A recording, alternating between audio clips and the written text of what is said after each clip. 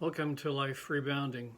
I want to reflect this morning on the phrase, how I am, however broken, can make my life the bread of life broken for others. And I want to focus our attention in particular on verses 3 and 4 from 2 Corinthians chapter 1, where Paul writes, "Praise be to the God and Father of our Lord Jesus Christ, the Father of compassion and the God of all comfort, who comforts us in all our troubles, so that we can comfort those in any trouble with the comfort we ourselves have received from God.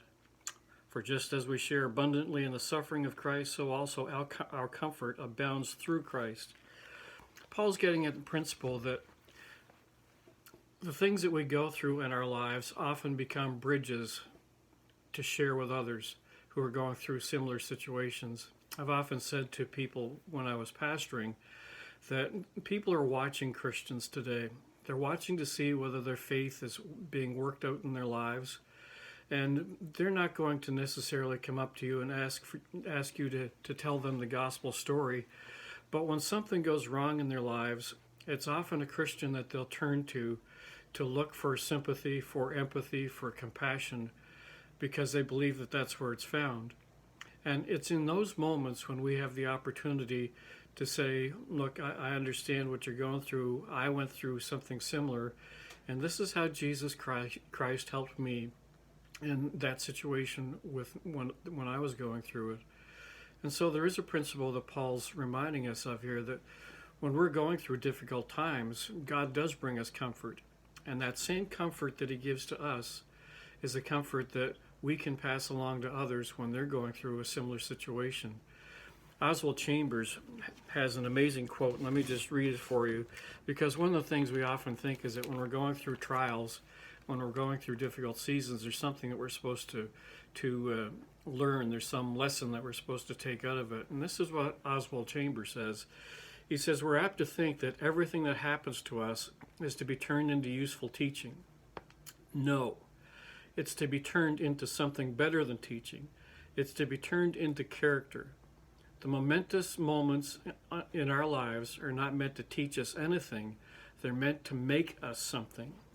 And that is the truth about suffering in our lives, is that there is something that is formed in us, and we recognize that the goal that God has for us is that our lives should be brought into conformity with the image of Christ, and it's often through the hammering of suffering in our lives, the hammering of trial and pain, that he does so that we're made more Christ-like.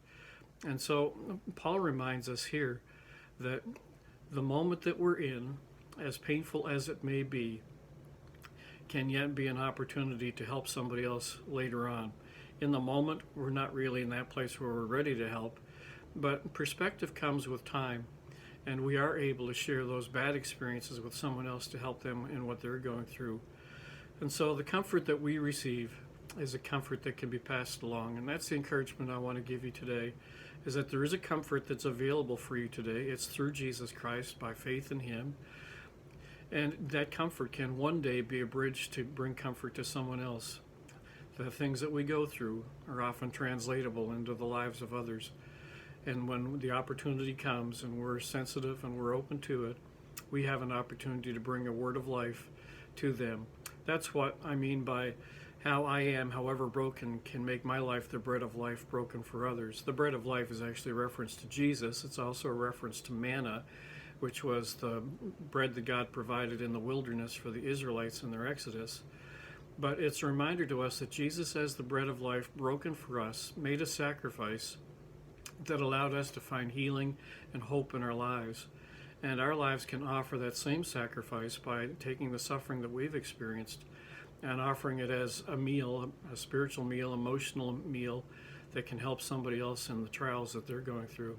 So as I conclude today, let me just remind you and remind myself that the sufferings that we go through are for a moment, but they can actually be the bread of life for somebody else when we share what we've gone through.